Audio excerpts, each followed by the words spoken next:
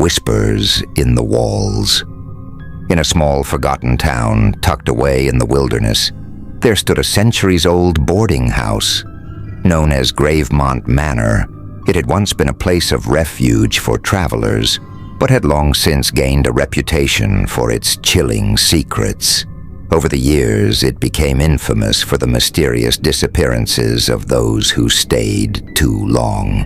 When Claire, a struggling journalist, stumbled across the lore of Gravemont, she thought she had found the perfect material for her next article.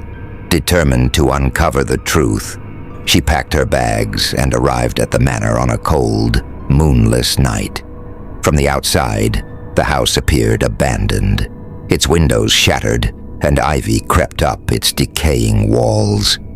Yet inside, Claire found a dusty but intact home, as though someone or something had been maintaining it.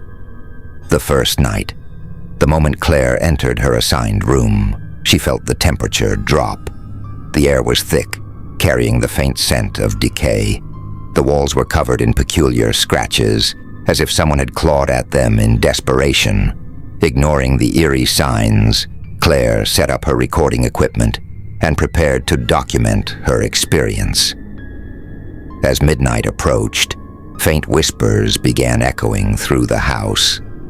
At first, Claire thought it was the wind, but when she played back her recordings, the whispers grew distinct, forming words. Get out, not safe, they're watching. Determined to uncover the truth, Claire began exploring the house. In the attic, she discovered a tattered journal belonging to a former resident named Eleanor. The entries told a harrowing tale of a group of orphans who had been taken in by the boarding house owner in the early 1900s. What began as a noble act turned dark when the owner started conducting twisted experiments on the children, hoping to create a link between life and death. The experiments failed, but their spirits never left. Eleanor's final entry read, "We are trapped. He made us part of the house. Do not stay. He still watches." As the nights wore on, Claire experienced increasingly disturbing events. Doors slammed shut on their own, shadowy figures moved in her peripheral vision, and the whispers turned into ear-piercing screams. The scratches on the walls grew deeper, as though the house itself was alive. One night, Claire woke up to find Eleanor's ghostly figure standing at the foot of her bed. The apparition didn't speak, but pointed toward the basement. Trembling, Claire followed the ghost down the creaking stairs. In the basement, Claire uncovered a hidden chamber. The room was filled with decrepit medical equipment, jars containing unidentifiable substances, and a large iron door marked with symbols.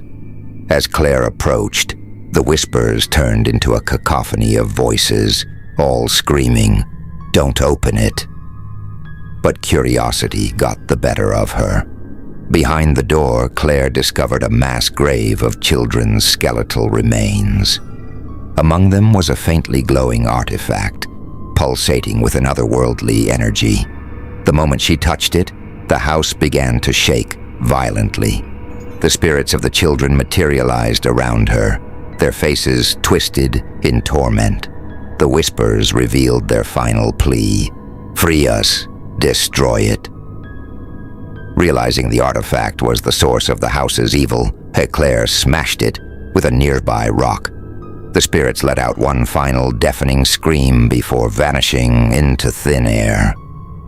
The house began collapsing, forcing Claire to flee for her life. As she stumbled into the forest, the manor crumbled into rubble behind her. Though she survived, Claire was forever haunted by the whispers, which followed her wherever she went. Her article became a sensation, but no one believed her account. Years later, Gravemont Manor's ruins became a tourist attraction. Visitors reported hearing faint whispers and feeling unseen hands tugging at their clothes, as if the house wasn't done claiming its victims. Months after Claire's escape from Gravemont Manor, she struggled to rebuild her life.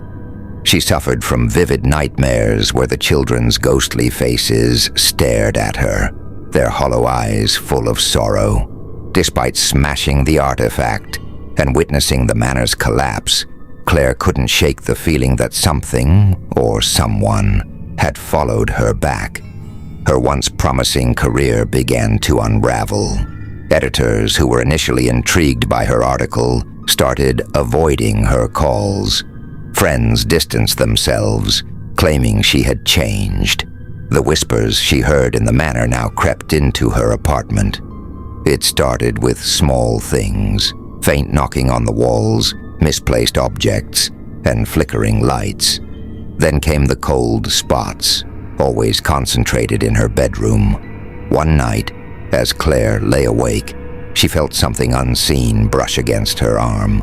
Jolted upright, she grabbed her phone and turned on the flashlight, only to find deep scratches etched into the wall above her bed. "You didn't free us." Terrified, Claire reached out to Father Reynolds, a priest known for his work with exorcisms. After hearing her story, he reluctantly agreed to bless her apartment. However, as soon as he stepped inside, he froze. The energy here, it's ancient. It didn't come from this world. During the blessing, the whispers intensified, mocking the priest. "You cannot save her. She belongs to us now." The crucifix in Father Reynolds' hands burned red hot, forcing him to drop it. He fled, leaving Claire more desperate than ever. Determined to find answers, Claire revisited her research on Gravemont Manor. She discovered that the artifact she destroyed was part of a larger ritual performed by the house's original owner, Dr. Oswald Renfield. Renfield believed that by trapping the souls of children, he could achieve immortality. Destroying the artifact had only released part of the curse. The remnants of Renfield's work still lingered. Claire found a chilling diary entry from Renfield, which read, "The children are mine, their energy eternal. Anyone who dares disturb my sanctuary will suffer the same fate." Her search led her to a local historian, Margaret Hensley, who revealed an unsettling detail. The house wasn't destroyed. "Gravemont Manor cannot be destroyed," Margaret explained. "It's tied to the souls within. The ruins may have crumbled, but the essence remains, and it's spreading." Against her better judgment, Claire decided to return to Gravemont's ruins, hoping to end the curse once and for all. Armed with holy water, salt, and a collection of rituals she found in Margaret's books, she ventured back to the forest. When she arrived, she was horrified to see the ruins had partially rebuilt themselves. The front door stood intact, creaking open as if inviting her inside. As she stepped into the house, a familiar chill enveloped her. The whispers greeted her immediately. "Welcome home, Claire. We've been waiting." The house was no longer just haunted, it was alive. The walls pulsated like breathing flesh, and the floors groaned under her weight. Claire made her way to the basement, clutching a rosary tightly. She found the iron door from her previous visit restored, its symbols glowing faintly. Inside, the skeletal remains of the children were gone, replaced by shadowy figures that flickered like dying candles. The whispers grew louder, forming Renfield's voice. "You cannot undo what I've done. You will join them." Claire began the ritual, chanting the words Margaret had taught her. The shadows screamed in agony, their forms twisting violently. The walls of the house shook as if resisting her efforts. Renfield's figure materialized, a grotesque amalgamation of human and demonic features. "Do you think you can banish me?" he roared, his voice shaking the entire house. Claire poured holy water onto the floor, forming a circle around herself. She screamed the final incantation, her voice breaking as Renfield lunged toward her. The shadowy figures of the children rose up, grabbing Renfield and dragging him toward the glowing symbols on the iron door. "You freed us," they whispered, their voices tinged with gratitude. As Renfield disappeared into the void, the house began to collapse. Claire barely escaped, the ruins finally crumbling into ash behind her. Weeks later, Claire returned to the city. She no longer heard the whispers, and the cold spots in her apartment vanished. But her ordeal left her forever changed. Despite surviving, she felt the children's presence lingering, not as tormentors, but as silent watchers. Every so often, she would catch a fleeting glimpse of a shadow in her peripheral vision, or hear faint laughter in an empty room. Gravemont Manor was gone, but its victims had left a mark on her soul. Claire never wrote about the experience again. Some stories, she realized, were better left untold. Months after her second encounter at Gravemont Manor, Claire struggled to piece her life back together.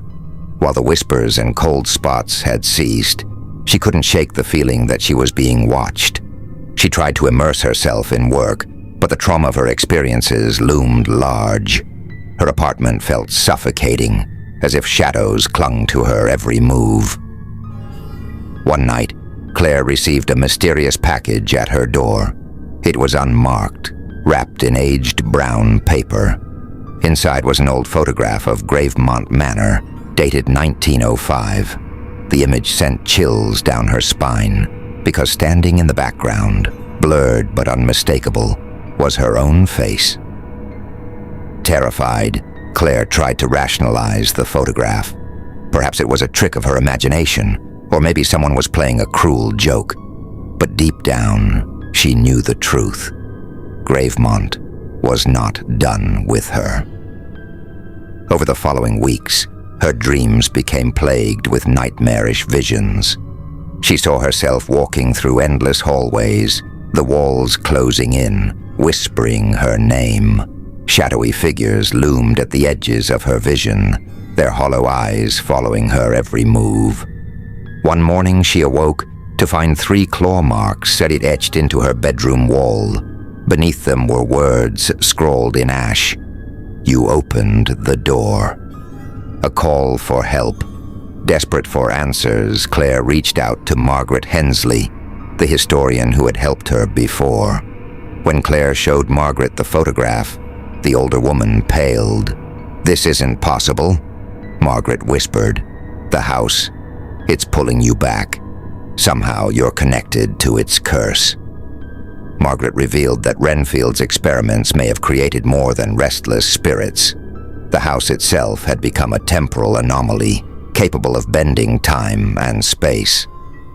That's why your face is in this photo. The house sees you as part of its history now. Margaret suggested one last solution, a full severance ritual, one that would not only break Claire's ties to the manor, but destroy its influence for good. The ritual, however, required something Claire dreaded: the remains of Dr. Renfield's body, which were rumored to be hidden deep within the ruins. Armed with protective charms, candles, and Margaret's guidance, Claire returned to the site of Gravemont Manor once more. To her horror, the ruins had completely reformed into a towering, grotesque version of the original house. Its walls seemed to breathe, and its windows glowed with an eerie, crimson light. As she stepped inside, the whispers resumed, louder and more sinister than ever. "Welcome back, Claire. You belong to us." Guided by Margaret's instructions, Claire made her way to a hidden chamber beneath the basement. The air grew heavier with every step, and the whispers morphed into screams. The chamber was filled with grotesque relics, rusted tools, blood-stained journals, and a decrepit altar. In the center of the room lay a coffin, chained shut with symbols carved into the wood. The whispers turned to laughter as Claire hesitated. "Open it," they taunted. Steeling herself, Claire pried the coffin open. Inside was Renfield's decayed body, clutching a small glowing artifact similar to the one she had destroyed before. This one pulsed with a stronger energy, almost as if it were alive. Following Margaret's instructions, Claire began the ritual. She lit the candles and poured a circle of salt around the coffin. As she chanted, the shadows around her coalesced into Renfield's form. "You think you can escape me?" he bellowed, his voice shaking the walls. "You're mine, Claire. You always were." Renfield lunged at her, but the protective circle held him back. Claire continued chanting, even as the room seemed to collapse around her.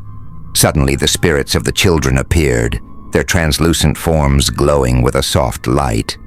They surrounded Renfield, their tiny hands pulling him into the coffin. "Finish it," they cried. Claire grabbed the glowing artifact and smashed it against the altar. A blinding light engulfed the room, and Renfield let out a final, ear-piercing scream as his body disintegrated. The house began to implode, the walls collapsing inward as the spirits were finally freed. Claire barely escaped the manor as it crumbled into nothingness. For the first time in months, she felt a strange sense of peace. The whispers were gone, and the suffocating presence that had haunted her was lifted. Back in the city, Claire tried to move on. She published her final article about Gravemont Manor, exposing its dark history. The story went viral, but Claire refused interviews or public appearances. She wanted nothing more than to leave the past behind. However, late at night, she sometimes felt a faint presence in her apartment, gentle, almost protective. The children, it seemed, hadn't completely left her. 1 year later, Claire received another unmarked package. Inside was a small shard of the glowing artifact she had destroyed, along with a note: "The past never truly dies." As she stared at the shard, the faint sound of whispers began to fill the room once more. Claire froze, staring at the shard of the artifact in her hands. The whispers swirled around her, faint but unmistakable. "You thought it was over, but it's only just begun." She reached out to Margaret Hensley again, but this time, her call went unanswered. Frustrated, Claire drove to Margaret's home, only to find it abandoned. Papers and books were scattered across the floor, and strange markings covered the walls. Among the chaos, Claire found a note, scrawled hastily: "They're coming for you next. Burn the shard before it's too late." But before Claire could leave, a cold wind blew through the house and the whispers grew louder. The door slammed shut behind her, trapping her inside. Suddenly the world shifted. The walls around her melted away, replaced by a pitch-black void. Claire found herself standing in the center of an enormous empty expanse. She wasn't alone. Figures began emerging from the darkness, their bodies twisted and grotesque. At their head stood Dr. Renfield, his form more monstrous than ever. His hollow eyes burned with malice as he stepped toward Claire. "You destroyed my work," he hissed, "but you didn't destroy me. Now you'll finish what you started."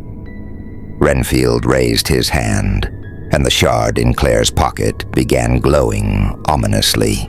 She screamed as the light engulfed her, dragging her deeper into the void. The other side. Claire awoke in a place that seemed both familiar and alien. She was inside Gravemont Manor, but it was no longer in ruins. The house was alive, pulsating with energy. The children's laughter echoed through the halls, but their voices were distorted, almost mocking. In the corner of the room, a mirror reflected not her own image, but Renfield's twisted grin. "Welcome home," he whispered. Claire realized with horror that she hadn't escaped the curse. She was now trapped within it. Every day, Claire relived her final moments in the manor. She would find herself holding the shard, hearing the whispers, and being drawn back into the void. Each time she tried to resist, the cycle reset, and she awoke again in the manor, her screams echoing through the empty halls. As days turned into weeks, Claire began losing her grip on reality. She could no longer tell whether she was alive or dead. The children's spirits appeared to her, their faces pale and haunting. "You tried to save us," they said, "but he made you one of us." Claire realized the horrifying truth. She was now part of the house, bound to its eternal curse. Back in the real world, rumors of Gravemont Manor began to resurface. Urban explorers claimed to hear Claire's voice calling for help from the ruins, and some even reported seeing her figure wandering the grounds. Despite warnings, thrill seekers flocked to the site, only to vanish without a trace. One of them, a young filmmaker named Jake, found an old journal belonging to Claire. In its final pages, she had written, "If you find this, don't come looking for me. The house feeds on curiosity. Leave before it's too late." But Jake ignored the warning. Drawn by an inexplicable pull, he ventured deeper into the ruins, where he found a glowing shard embedded in the ground. As he picked it up, the whispers began.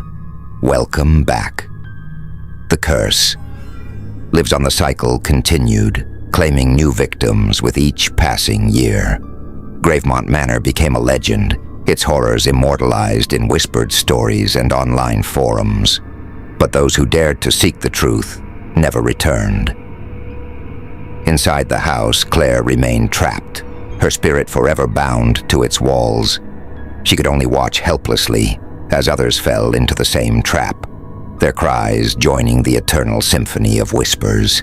And somewhere deep within the manor, Dr. Renfield's laughter echoed, a chilling reminder that some evils could never be destroyed.